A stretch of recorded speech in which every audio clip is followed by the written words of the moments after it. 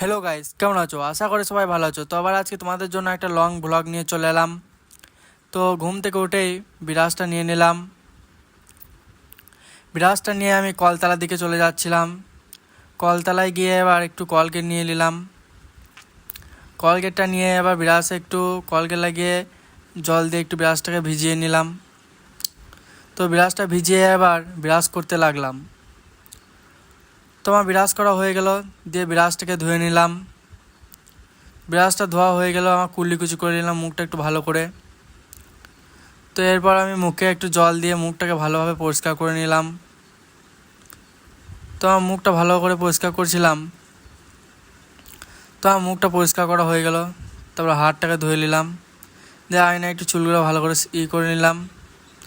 তারপর ঘরের দিকে চলে গেলাম। তো ঘরে ঢুকে গামছা নিয়ে মুখটাকে একটু পরিষ্কার করে নিলাম। মুখটা পরিষ্কার করেই কাঁকুই দিয়ে চুলগুলোকে ভালো করে আঁচড়ে নিলাম। তারপর বন্ধুকে ডাকার জন্য বেরিয়ে পড়লাম, যে একটা বাইরে একটা জায়গায় বসবো ওই জন্য। তো তোমাদেরকে ভালো একটা বাইরে একটা এটা দেখিয়ে দিই। তো তোমাদের বাইরে দেখিয়ে দিলাম। তারপর বন্ধু বাড়িতে চলে এলাম। তো দেখছি বন্ধু কী করবে বলে করছিল, তারপর দেখছি আমের জুস বানাচ্ছে। তো আমের আর জুস বানানো হয়ে গেল। তো দু বাটি নিয়ে চলে এলো দুজনের জন্যে। ও খেয়েছিলাম, আমিও খেয়েছিলাম। তো আমের জুসটা খেতে ভালোই লাগলো, খুব সুন্দর বানিয়েছিল, জুগাড়, দেশি জুগাড় এগুলো। তো বাইরে থেকে খাওয়া দাওয়া হয়ে গেলো আমাদের। তো বাইরে থেকে চলে এলাম। ভালো তোমাদেরকে একটু ভিউ দেখিয়ে দিই। তো খুব সুন্দর জায়গা, হাওয়াও দিয়েছিলো ভালোই। খুব গরম পড়েছে, তাই ভালো এখানে বসিকা দিয়ে দুজন মিলে চলে এলাম। এই জায়গাটাতে আমরা বসবো, টাট করা আছে, টাট বলে আমাদের তোমাদের কী বলে জানাবে।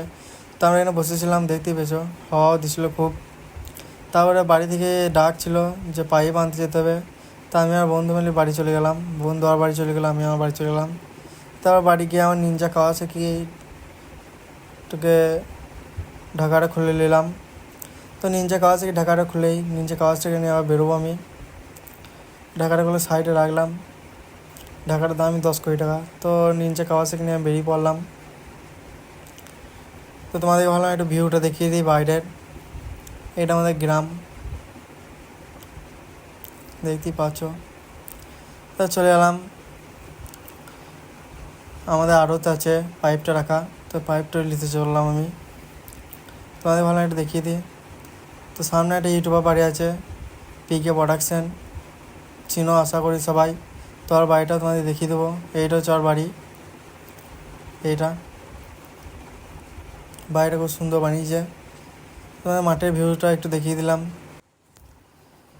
তো এটা নতুন মসজিদ তৈরি হয়েছে আমাদের গ্রামে। তো আমি আমাদের আড়তের কাছে চলে এলাম। তার ওই গাছের ছায়াতে আমার গাড়িটা রেখে দেবো।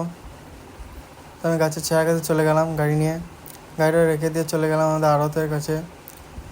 তো আড়তে গিয়ে চলে এলাম আড়তের কাছে। তো আড়তে গিয়ে বাগানে, আড়তের বাগানে যে পাইপটা ছিল আমাদের, পাইপটা নিলবো। গুটানো হয়ে গেল আমার পাইপটা। গুটানো হয়ে গেলে আবার ঘরের মধ্যে আবার আড়তের মধ্যে আবার ঢুকে পড়লাম। পাইপটা এখানে রাখলাম, রেখে গেটটা লাগিয়ে দিলাম। কেউ ছিল না আড়তে, ওই জন্য গেট লাগিয়ে দিলাম। এই গেট লাগিয়ে দেওয়া পাইপটা নিলাম, দিয়ে আবার শাটারের চাবিটা নিয়ে নেবো। শাটারের চাবিটাও নিয়ে নিলাম। শাটারের চাবিটা নিয়ে শাটারটাকে ভিতরে পরে নিলাম, দিয়ে শাটারটা নামিয়ে দিলাম। দিয়ে শাটারের চাবিটা মেরে দিলাম। মেরে দিয়ে শাটারের চাবি মেরা হয়ে গেল আমার।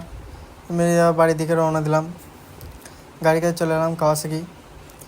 তো পাইপটাকে ভালো করে বাঁধতে হবে আমাকে, নাহলে নিয়ে যাবো না। তো বেঁধে নিলাম, দিয়ে কাওয়াসাকি নিয়ে বেরিয়ে পড়লাম।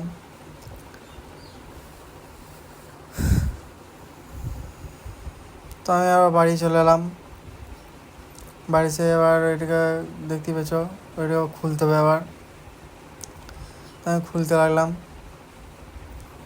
খুলছিল না, আড়াকাটি লেগে গিয়েছিলো, ওইখানে ঢুকে গিয়েছিলো, বেরিয়েছিল না। তো অনেক টানা হেঁচড়া পর বেরোলো, এটাকে বার করে নিলাম। এবার যে ট্রেনে নামাতে গেলাম দড়িটা ছিঁড়ে গেলো, তো ধরে নিয়ে পাইপটা রেখে দিলাম। তারপর রুমের মধ্যে চলে এলাম। রুমের মধ্যে এসে ফ্যানটা আর লাইটটা জুড়ে দিলাম। তো আমার আজকে ভিডিওতে এত পর্যন্ত ছিল। ভালো লাগলে লাইক, কমেন্ট, সাবস্ক্রাইব করে দিও, যেন পরবর্তীকালে আবার তোমাদের জন্য আরও ভালো ভালো ভিডিও বানাতে পারি।